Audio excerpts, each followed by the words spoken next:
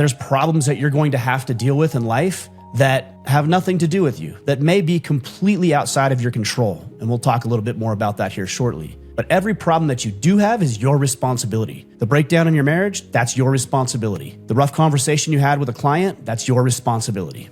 The fact that you missed the deadline, regardless of who contributed to that missing the deadline at work, that's your responsibility. Your health is your responsibility. Your financial abundance, prosperity is your responsibility.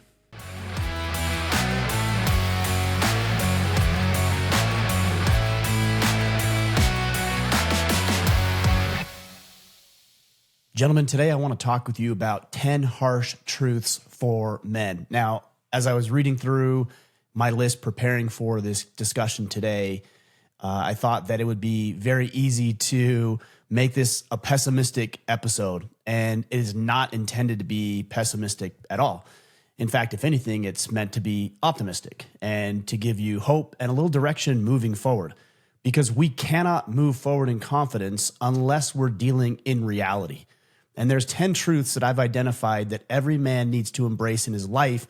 And although it may feel negative or feel like a downer, again, once you embrace these concepts, you can move forward in focusing on the select few things that actually matter in your life, the select few things that will move the needle more than anything else, and again, move forward in confidence. So let's just jump right into this today. These are in no particular order, but again, I've got 10 harsh truths. Number one is you do not deserve a thing. You don't deserve anything. Now, look, you may have a great relationship. You may have a great career. You might be making a lot of money. You might be enjoying your personal health. There's a lot of wonderful things about your life that you feel like you've earned. And I will say that maybe you have earned those things, but you certainly don't deserve anything. And I use that language very deliberately because once you start to believe that you deserve things, it almost alludes to the concept or idea that you're entitled to things that you haven't earned. And also, just because you've earned something, maybe it's financial success or a great career, it doesn't mean that you're entitled to that same result just because you've earned it in the past. Every single day, a man needs to go out and earn his keep. He needs to go out and produce for his family. He needs to go out and produce for himself and his business and his clients. And he needs to be productive in society. And granted, naturally, when you do those things over long and sustained periods of time, you will be rewarded for good work and good effort, but you don't deserve it. So let's get away from this whole concept of entitlement, of believing we're entitled to something, of thinking it's our time. There's also a danger in that because when we think that we're entitled to something purely on time or experience and not merit necessarily, there's not a whole lot you can do about that. What are you supposed to do? Sit around and twiddle your thumbs and wait for your ship to come in because it's quote unquote your time? Well, if you do that, you're going to be waiting a very long time. So go out and prove yourself. Go out and make yourself valuable, not only in your personal relationships, but your career pursuits and aspirations. And the more you get out of this mindset of deserving things in life, the more likely you are to get to work, put your head down, do the job, and you will be rewarded handsomely for doing so.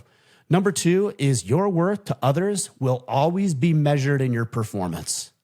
Now, I want to be very clear when I say this. I'm not talking about your worth as a human being. I believe that we are sons of God. I believe that we are divine in nature. And I believe that there is an incredible, almost unlimited inherent worth in who we are. It's stored potential. But your value, maybe that's a better way to say it, your value to other people will always be measured in performance. You know, the adage is that dogs and children and women are loved unconditionally and men are loved conditionally. And that, again, might sound harsh. That's the point of this conversation today. But I believe that. And it's not meant to put you down. It's not meant to beat you up. It's not meant to make you feel bad.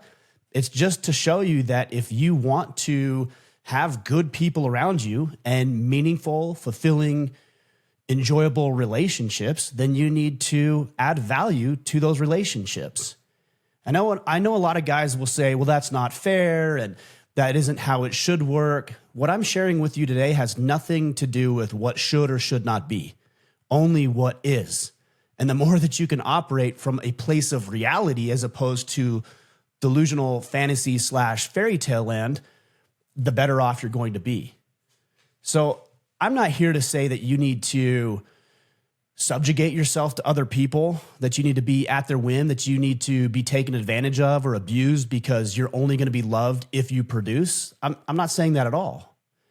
But what I am telling you is that if you want a great relationship with your wife or significant other, you want a great career, you want clients, you want friendships, then the best way to do that is to add value to people's lives. And naturally, that's going to come back to you. It's going to reciprocate.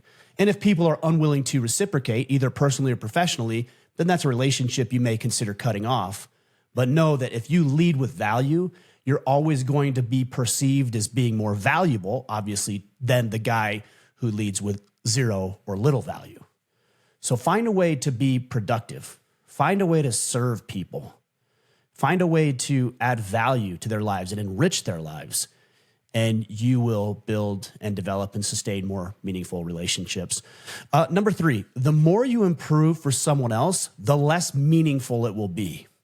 Now, this one is a little bit at odds with what I just said, but if you're trying to improve for the validation or approval of other people, it's not going to be meaningful. And frankly, it's not going to be lasting either. The reason that you improve is because inherently it's the right thing to do. And also, the more you improve, the better you're going to feel about yourself. And the better you feel about yourself, the more confidence you have. The more confidence you have, the more courage and conviction that you'll exhibit. And the more courage and conviction that you exhibit, the more success you'll have. You'll add more value, and therefore you'll develop and build more meaningful relationships. Guys, we don't improve for other people. Don't improve for your wife. Don't improve for your kid. Don't improve for your clients. Improve because it's for you and it's the right thing to do. Now, there will be beneficiaries of your improvement. You getting physically stronger, mentally stronger, more emotionally in control of your life and your thoughts and your emotions is naturally going to help your wife. It's naturally going to help your kids and your clients and your employees and your employers, of course. So they are going to be the beneficiary of the work that you do. But if you're doing it for somebody else, the danger in that is that you're waiting for them to give their nod of approval. And if the only reason you're doing something is for somebody else to notice and acknowledge it, and they don't notice and or acknowledge it to the degree that you want to be recognized, you're going to quit doing that thing almost immediately. If you're working out so people will tell you how great you look, and if nobody tells you how great you look, then you're going to feel deflated and you're going to stop working out. But if you're working out because it makes you feel good about yourself, you're developing discipline, which feels great and it builds confidence. You're starting to look at yourself and losing some of that extra weight that you're carrying around. You're going to carry yourself differently and naturally add more value to people's lives. So if you're currently working to improve for the validation of other people, for the acknowledgement or the accolades that may come with it, stop doing that. Instead, start focusing on how you feel and why the good work you're doing is intrinsically valuable. All right, let's go to the next one. We're on number 4. Every problem that you have in life is your responsibility. I don't think it's always your fault. I've said that in the past. There's problems that you're going to have to deal with in life that have nothing to do with you, that may be completely outside of your control. And we'll talk a little bit more about that here shortly. But every problem that you do have is your responsibility. The breakdown in your marriage, that's your responsibility. The rough conversation you had with a client, that's your responsibility. The fact that you missed the deadline, regardless of who contributed to that missing the deadline at work, that's your responsibility. Your health is your responsibility. Your financial abundance, prosperity is your responsibility. The more you realize that the things in your life, even though some things are beyond our control, are within our responsibility, the quicker we'll get to the path of the solution. Right? If you've got, for example, a deadline at work on a new project, and you've got different departments and different people you're working with, and they're not getting that stuff to you the way that you need it, and the project fails because of that, that may not entirely be your fault, but it's your responsibility in the next iteration to bring in the right people, to communicate more effectively, to be a little bit more realistic in the expectation of time frame, and to actually make that project a success. So that might mean you need to let a few people go. That might mean you need to put people in different places, or even bring in somebody from the outside to fill a gap that was present in the first iteration of this project. This is meant to be empowering. Okay, people will say, oh, it's all my responsibility. I can't shoulder that weight, and men are expected to do everything. Yeah, we are expected to do a lot. And isn't that a wonderful thing? Meaningful responsibility is fulfilling, it's rewarding, it's valuable. It makes a man feel like he's worth having around. And frankly, that's because you are. Take things upon yourself. You don't have to take all the blame or all the fault, but if you learn to take responsibility for the things that are going wrong in your life, even if they're not your fault, you are going to be empowered to make better choices moving forward. And it's always, when you're making better choices, going to lead to a better outcome. Let's go to number 5. No one wants to be around a vulnerable man. This one is going to be controversial. Every time I bring this up, people debate and argue, and I had a little minor debate, not an argument necessarily, a little debate on Instagram with somebody that I really respect. I don't like the word vulnerability. You guys have heard me say that. And I don't like it because nobody knows what it means. It's been captured by the branding people, by the marketers, and by women trying to convince men to act like a woman, and it's just not healthy. Okay, people don't want vulnerability from men. They don't. They'll tell you they do. They'll tell you it's okay to cry. They'll tell you it's okay to express your feelings any way that you might need to or feel like you can. That's when it really comes down to it, that isn't what people are looking for from men. And this might be a little bit of a semantical game here that we're playing, but I think it's important we define it, because when you say vulnerability, what even does that mean? That's why I don't like that word, because to so many different people, it means something completely different. Here's the words I use. And this was introduced to me, and I don't want to take credit for this, by a friend of mine, Jack Donovan. And we have very similar viewpoints in this. He chooses to use, and I have adopted this, the words humility and honesty. That's what people want.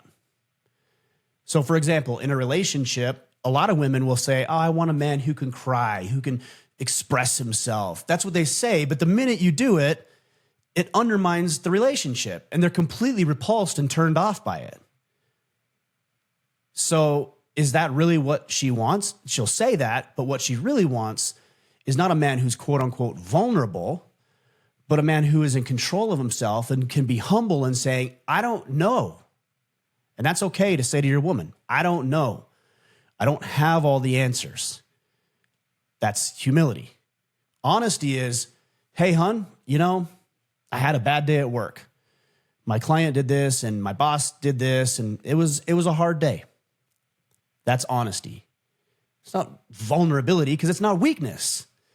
Vulnerable, by its definition, is a weakness. It's a weak point. If we live in this castled, walled city and there's an enemy coming to destroy us, they're going to look for vulnerabilities, weaknesses in our defense, and they're going to exploit those vulnerabilities. If, on the other hand, I, as maybe the defender of this city, don't embrace vulnerability, but I'm humble. Hey, look, we think that we have a superior position, but they have these weapons and these resources and this many people. And so we need to be humble and not be over arrogant in our defense of this fortress. So how can we address this? Honesty is saying, hey, the left wall over there, that's a weakness. We're vulnerable over there. So let's get a dozen guys and go start fixing that area of the wall. Or we don't have the catapults or the tools or whatever, the cannons that we need to successfully defend ourselves against these people. So let's start forging these weapons and these tools, and let's start training with them so that we can successfully defend our city. That's what it means to be honest. So what does it look like in a relationship? I just shared it. Hey, I'm having a hard day because of X, Y, and Z. Humility, I don't have it all figured out. I don't know. What do you think? Bringing other people into the conversation, whether that, again, that's your significant other or a business partner or a friend, a family, a colleague, coworker, etc. Now, I was introduced to another concept by a friend of mine, Connor Beaton, with Man Talks, and I was asking about this, and we had a good conversation about this concept of vulnerability, and he said, and I love this, he said, Ryan, when women say they want vulnerability, what they really want is a man who can be honest and humble, like we talked about. And then there's a third component of this, that they have a path forward. Because nobody wants to hear anybody else complain. Your wife doesn't want you to complain, or at least hear you complain about how hard your life is and woe is me. Your clients don't care about your problems. Your problems aren't even on your kids' radar. Nobody cares about any of that. What they care about from you, and this goes back to the point I was talking about your worth being measured in performance, is that you understand the weaknesses that you have, you understand the shortcomings, and you have a plan for dealing with it. So when you go talk with your wife about, I had a hard day. My boss was down my throat. I lost a client, and, then I didn't get all the things I wanted to get done. That's just complaining. You could say that's vulnerability, but it's just weakness. It's like, everything's happening to me, and you feel like you're a victim. Instead, it's, my boss really crawled down my throat, and that wasn't fun to deal with, but here's what I did. I assertively communicated with him. I listened to the problems that he had. I expressed my concerns with whatever was going on, and we walked away with a pretty good solution moving forward. Man, a woman hears something like that. She doesn't hear you complain. What she hears is, this is a solution-oriented man. This is a guy who recognizes that he doesn't have it all figured out, so he's not driven by ego or pride or arrogance. He's driven by being solution-oriented. He solves problems. Therefore, he is, as I said in point 2, valuable. He's worth having around. So, again, maybe that's just semantics, but regardless, I think it's very important we start to distinguish and differentiate between what vulnerability is, weakness, and what honesty and humility are, which can lead to strengthening and fortifying your shortcomings. All right, let's go to the next one. This is number, 1, 2, 3, 4, 5, 6. I should have labeled these 6. Number 6 is, no one is going to rescue you. No one's going to save you from yourself. No one's going to save you from your problems. And even if they do, it comes with strings attached, so be aware of that. If somebody rushes in to solve your problems or give you money in financial hardship or do whatever it is you think you need, it typically comes with strings attached, and you need to be aware of that. Again, as I said earlier, you have a responsibility to take care of yourself. You have a responsibility to make yourself more capable in all ways. Nobody cares about your problems. Nobody's going to do anything about your problems, and it's up to you.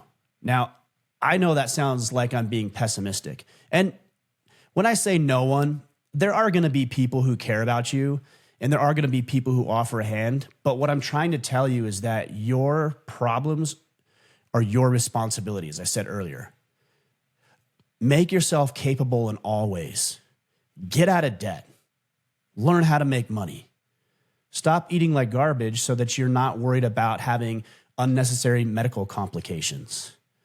Learn a new skill so that you can be more successful and more productive and valuable at work. Get yourself fit. Grow that bank account. Develop and build skills. This is what we would call a sovereign man. I wrote a book on sovereignty, The Battle for the Hearts and Minds of Men. A sovereign man knows, and he's not reliant on other people. Will he accept a hand if it's given and he needs it? Yeah, sure. That's humility, right? We just talked about that. But he doesn't need it. He doesn't always have to rely on other people to solve his problems or rescue him from his own shortcomings. No one's going to save you. You have to do it yourself. Number 7, engaging in meaningful discomfort is the only path to growth. I hate this. but it's the reality. If you want to grow, it's only going to come when you're engaged in meaningful suffering. And I say meaningful suffering or discomfort because it has to be meaningful. If I go bang my head against the wall over there 10 times, we'd all agree that's going to be uncomfortable and probably a little suffering involved. It's not meaningful. It doesn't lead me to anything successful. So your suffering and discomfort has to be meaningful and significant in order for you to grow. And it's going to be painful and it's going to be uncomfortable and you're not going to like it and you're going to resist it and you're probably going to throw a temper tantrum and you're going to be upset. Good, as Jocko would say. All of those things mean you're on a path to doing something that you've never done before. So if there's projects at work and somebody needs to do it and they're looking for a volunteer, you're going to feel really uncomfortable about that, but you ought to do that. It's going to push you outside of that comfort zone and it's going to make you better. Years ago, I was in an organization called BNI, Business Network International. And every week we would meet as business professionals and exchange referrals. Also every week, there was 1 to 2 presenters that would take anywhere from 5 to 10 minutes to present their business or what they were looking for. And every week, I went to the president of the chapter and I said, hey, if you ever need somebody to present because somebody can't make it or they didn't show, I'm always on standby. Now, some of the members got upset because I ended up presenting more often than other people. But the reason I presented more often than other people is because I was willing to be uncomfortable. And what I would tell the president is, I don't need any prep time. I'm always ready to go. And the first couple of times I presented, it was awkward. It was uncomfortable. I wasn't extremely prepared, clearly, for what I wanted to present. But I got better and I improved. And I ended up being one of the top producers in Business Network International for our chapter. Of course, obviously, because I became a better presenter through the reps that I was doing, as my co-host Kip Sorensen would say. It's reps.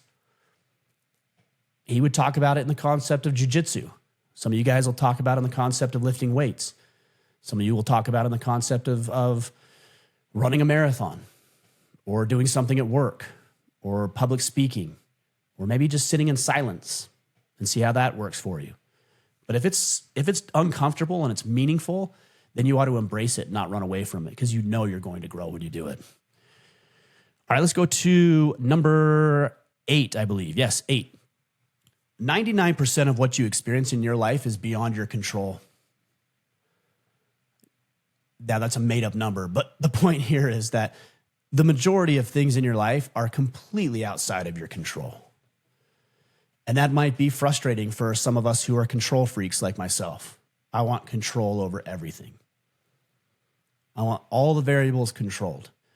And what I've noticed is that I have a natural tendency of strong-arming and coercing and bullying even, and leaving a wake of collateral damage in my path because I want to control every aspect of everything. And I'll tell you what, letting go of all of that has been liberating in my life. I'm no longer concerned with the majority of things that I was concerned about. I'm much more pleasant to be around than I was. I'm much happier personally. I'm more fulfilled, and the benefit is that I get to hyper-focus. All that attention I was putting on things that were outside of my control, I can now hyper-focus on the fewer things that are within my control. The technology that we use, the conversations that I have here on the podcast and other places, my own skill set as a podcaster, as a conversationalist, learning to be more marketable so I can make more money. I can't worry about what the stock market does, but I can worry about how I can be more marketable. I can't worry so much about what my girlfriend does, but I can make myself a more valuable component of our relationship so that I'm adding value to the relationship. And the beautiful thing about this is that even though you can't control the majority of these things, you can certainly influence a lot of those things. And all of these concepts and truths I'm sharing with you, they're all interconnected. So yes, you can influence things as a result of you working on yourself for yourself, which is a point that I made earlier, maybe point 4 or 5. Guys, learn to let go. That's not to say live a passive life, because that's the other extreme. One extreme is controlling everything, even the things you can't control. And the other extreme is controlling nothing and just letting life happen to you because you think goodwill or karma or God's divine blessings bestowed upon you. Neither are true. You need to make things happen in life, but if you focus on the very few things that are within your control, you're going to have more influence with other people, and you're going to start to notice that the things outside of your control start to land more in your favor. And even when they don't land in your favor, you're not crippled by it. It's not catastrophic like maybe it once was. You can adapt, you can adjust, you can pivot, you can go around, you can go through, you can go under, you can go over, and you can completely eliminate or overcome the obstacles that will inevitably show up that are beyond your control. So what I would suggest to you in this truth here is to make a list of all the things that you think you have control over. Maybe that list is 10 or 50 or 100. Go ahead and make that list. Get a journal out. And I would highly recommend that you do have a journal, but get that journal out, start documenting and writing all those things down, and then crossing it off if you can't control it. Just cross it off. And then you're going to be left with 5, 10, 15% of the things in your life that are within your control. Good. Those are the things you need to focus on. All right, let's go to number 9. You cannot save people who are not willing to participate in the rescue. This one is a big one for a lot of guys. We, on our Ask Me Anythings, which we do every Wednesday, a common question we get is, I have a friend who's going down a bad path. He's an alcoholic, or he's abusing drugs, or he's stepping out on his wife, or he's making bad choices, and he's kind of a bum, and he's being lazy, et cetera, et cetera, et cetera. How do I help him? What do I do? And the painful answer is that you might not be able to do anything. That's not easy for, like I mentioned earlier, a control freak to deal with. And it's just not easy for somebody who wants to be a loyal friend to deal with. As men, we're typically solution-oriented, so we think, oh, we can go in and we can rescue this person. Well, if that person's not willing to rescue themselves, they're not willing to participate in the process of growth and recovery, there's nothing you can say or do that will change that person.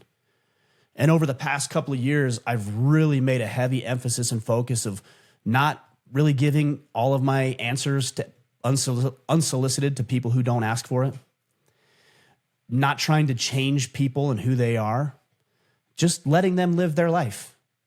It's beyond my control. I can influence to a degree, but it's beyond my control. They make their own choices. And so I will share what I need to share. I will give my opinion if it's asked for. I will open up my arms and share and help readily if I can, but I don't attach myself to the outcome, at least my identity to it. If I have a friend, for example, who's going through a hard time because him and his wife are going through a divorce, I'm going to call that person. I'm going to check in on that person. I'm going to offer advice if they ask for it. I'm going to do everything I can. But their divorce, whether it works or not, is not within my control. It's nothing I have control over. And so if that divorce happens, that's not my fault or my problem. If a friend, and this one might be even controversial, if a friend, heaven forbid, is going through bouts of chronic depression and anxiety and suicidal ideation, I'm going to help that person. I'm going to talk to that person. I'm going to reach out. I'm going to invite them into my circle. But if ultimately that person decides to end their life, I don't attach myself to that result. That wasn't my responsibility. It's horrific. It's tragic. It's unfortunate. I hate it. And I've had people in my life who have taken their lives. But my identity is not tied to what other people do. My identity is tied up in what I do. But I can't manipulate people like I have in the past, or strong arm or coerce them to do what they don't want to do. So I help and I share and I give access to my resources abundantly, and then I let the chips fall where they may.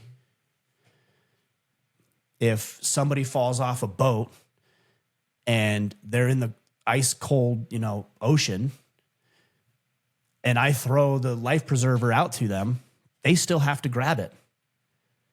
If I throw it out and they don't grab it, what am I supposed to do? So I throw the life vest out, they grab it, and then I pull it in and I rescue that person with their help. They have to participate in it. All right, let's go to number 10. This is the last one. Again, some of these are going to be very controversial, so I'd love to hear what you guys have to say. Depression, so here's number 10. Depression and other emotions are part of life. And there might not be anything wrong with you. So you hear that and say, that's not harsh. There's nothing wrong with me. Often there isn't. Guys, we're going to go through bouts of depression. We're going to feel down. We're going to feel sad. We're going to have anger. We're going to be frustrated. We're going to have guilt and shame and all of these things. And none of those things mean that there's anything wrong with you necessarily. Now, if you're dealing with chronic depression, that is a problem that needs to be addressed through your medical professionals.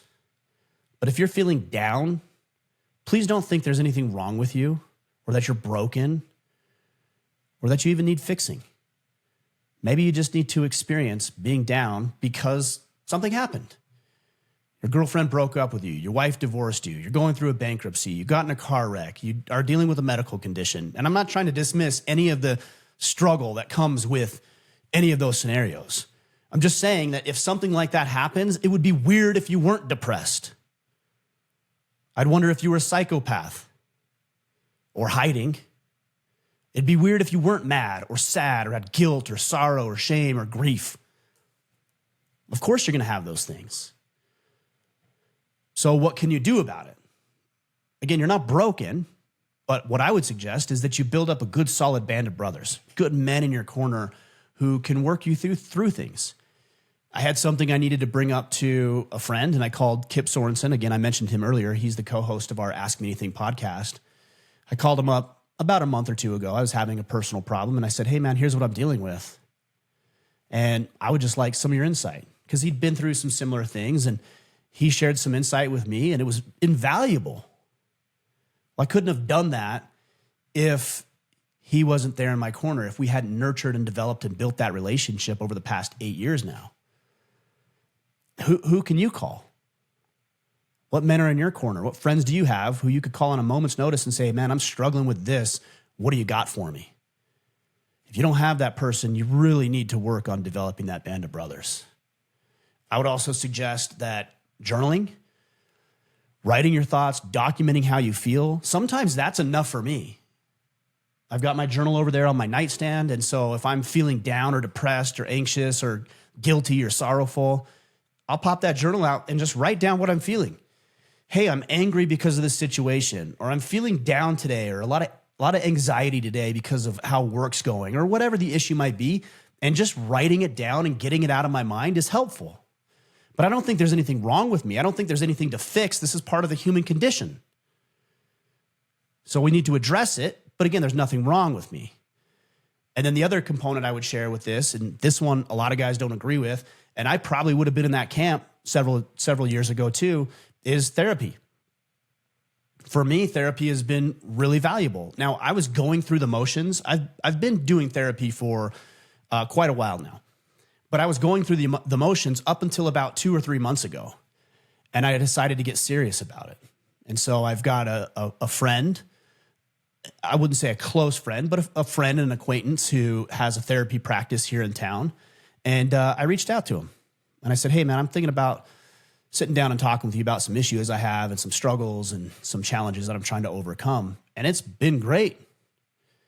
It took me time to find the right guy, the right person, but it's been great because it's not me just yapping about my thoughts. It's very action oriented. He gets me to see things in ways that I haven't seen them before, a new perspective, new insights, and then he moves me towards taking action that will inevitably make me feel better about the path I'm on.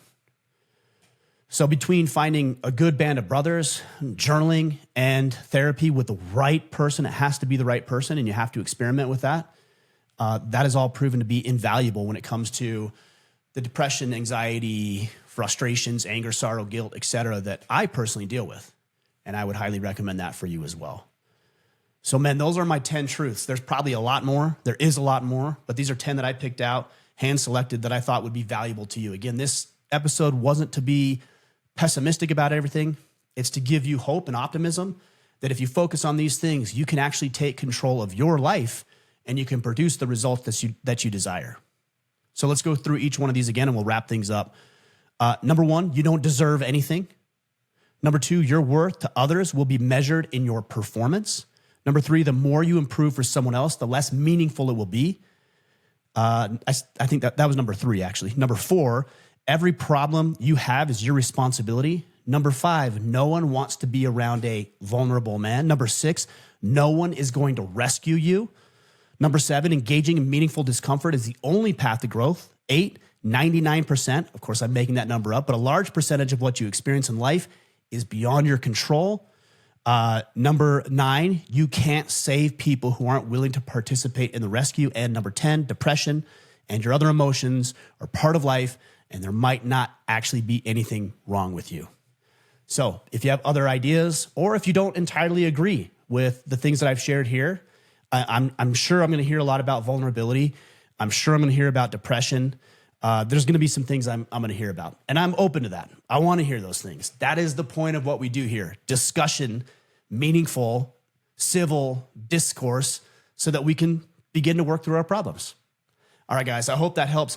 On a parting note, I did mention in number 10 that building your band of brothers is something that every man needs to do. If you're having a hard time doing that in your area, and even if you're not, but you want some different input, our brotherhood, the Iron Council, is open right now. We are talking about these issues. We are confronting everything that we talked about here and more. We are helping each other drive each other into taking action, meaningful action that will actually move the needle. We're helping men identify what their weaknesses are, what their vulnerabilities are, where they need to work, how they need to improve in their relationships, both personally and professionally. We meet every single week. We bring guest experts in. You work with a team of 10 to 15 guys very closely, and you can meet with them. Meetups happening all throughout the country and across the globe. It's a very powerful brotherhood, and we're only open until the end of this month, June. So if you want to enroll and check it out, go to orderofman.com/Iron Council. Again, orderofman.com/Iron Council. Check it out. Watch a quick video. See what we're all about. Join us, even if you just want to test it out and see what it's all about. And I think it'll help. We wouldn't have built it to where it is over 9 years to where it is right now with over 1,000 members if it didn't help these guys. So check it out. Again, orderofman.com/Iron Council. All right, guys, that's my conversation for you today. I've got a very good one lined up for you next week on sexual improvement and development and how you can be more intimate with your significant other. Make sure you check that one out. All right, guys, we'll be back next week. Until then, go out there, take action, and become the man you are meant to be.